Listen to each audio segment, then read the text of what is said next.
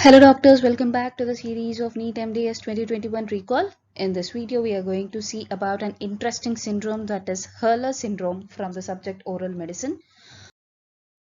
Hurler syndrome. Hurler syndrome is classified as a lysosomal storage disease. So this is a lysosomal storage disease.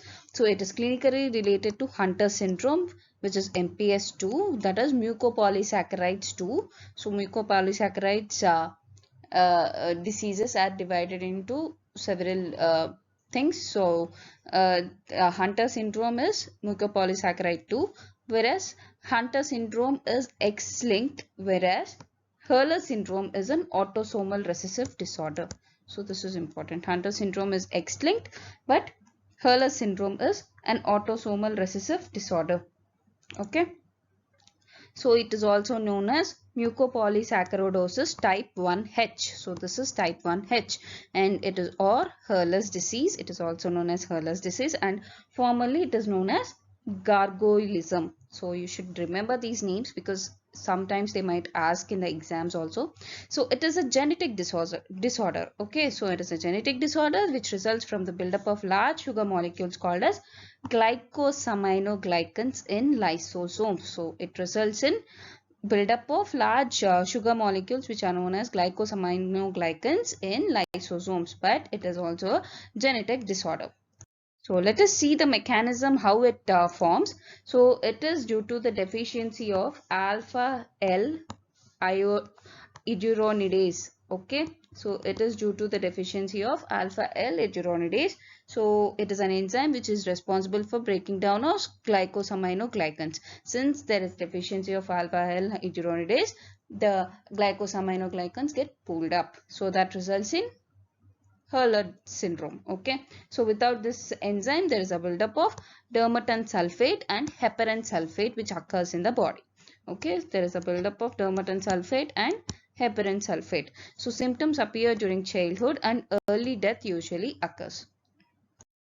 Then coming to the signs and symptoms, we have a very huge list of signs and symptoms when we come to Hurler syndrome. Since it is a syndrome, so we get a lot of clinical findings when we are studying about syndromes. But remember, a few specific syndromes have a specific peculiar characteristics which helps us in differentiating between the long list of syndromes that we have. Okay, so the signs and symptoms we see here is the children may appear normal at birth but develop symptoms over the first years of the life. Okay, so one of the first abnormalities that we can notice during Hurler syndrome is coarsening of the facial features. Okay, so first of all, face is affected.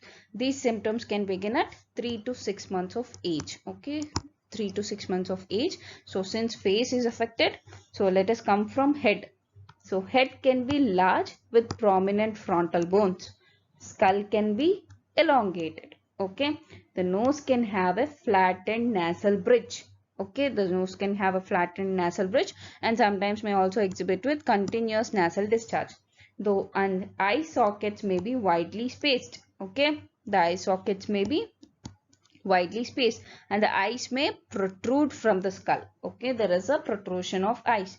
The lips can be large. Okay, the lips can be large and affected children may hold their jaws open constantly. So the mouth is always open. Then skeletal abnormalities occur about at the age of 6 months but may not be clinically obvious until 10 to 14 months. Okay, we cannot see them by 10 to 14 months. So patients may experience debilitating spine and hip deformities, carpal tunnel syndrome and joint stiffness. Debilitating spine and hip deformities, carpal tunnel syndrome and joint stiffness. So what about the height? Height is normal in infancy, but they stop growing by the age of 2 years. So by the age of 2 years they stop growing, so they may not reach a height of greater than 4 feet. Okay, so these are few signs and symptoms that we see. And so here you can see in this images, so we have discussed, so the patient presents with mental retardation, so frontal bossing is seen, prominent eyes with hypertelorism and depressed nasal bridge is seen, gapped teeth, gingival hypertrophy and thickened tongue are few dental, oral abnormalities that we see. So apart from that, what we see are other early symptoms which include inguinal and umbilical hernias. Inguinal and umbilical hernias are also seen in this Hurler syndrome. And one more important thing is clouding of cornea. Clouding of cornea and retinal degeneration may occur in the first year of life, leading to blindness. So this is an important sign, because by the first year of life, if the child is experiencing blindness, clouding of cornea and retinal degeneration, we can easily come to the diagnosis of Hurler syndrome. Then there is enlarged liver and spleen. Patient may also have diarrhea. Aortic valve disease may occur. So here in this image you can see, so hydrocephalus and developmental impairment, depressed nasal bridge, macroglossia, that is enlarged tongue, short neck, kyphoscoliosis, spine abnormality, cardiomegaly, splenomegaly is seen, short stature, that is not more than 4 feet, joint stiffness is seen, claw-like hands are seen, umbilical hernia is seen, hepatomegaly is seen, and dental anomalies. I'll tell you all the dental anomalies.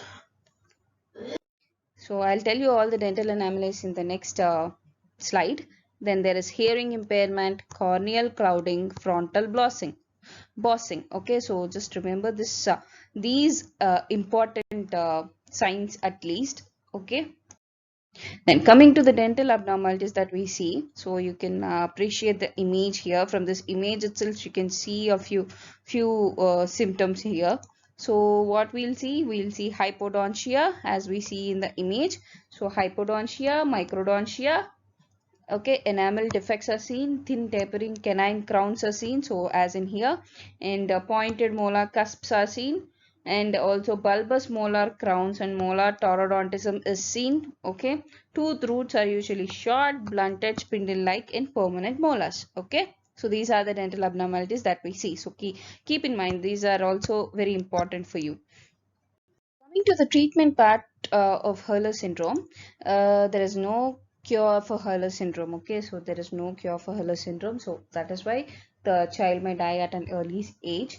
But to tackle the symptoms, we can do a few things. That is such as enzyme replacement therapy with iduronidase, since alpha L iduronidase is the main enzyme that is causing this. It may improve pulmonary function and mobility. Okay, it can reduce the amount of carbohydrates being improperly stored in organs. Then surgical correction of hand and foot deformities may be necessary, and corneal surgery may help in vision problems. These are all like, we can do it, but there will not be much improvement in the mortality of the child.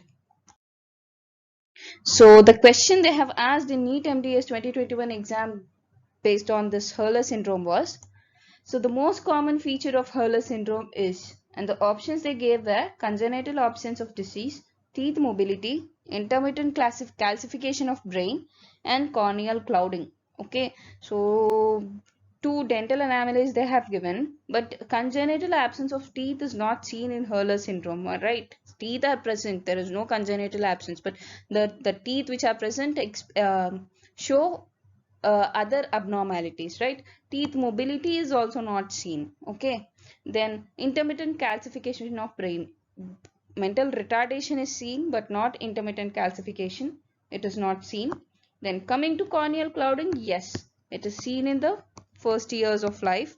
So, and it is a main important sign for us to easily arrive to Hurler syndrome diagnosis clinically. Okay, so if you like our video, do subscribe to our YouTube channel. You can also follow us on Instagram at Docshala for dental content and at Docshala Medical for medical content. And you can also follow us on Telegram. Thank you and see you again in the next video.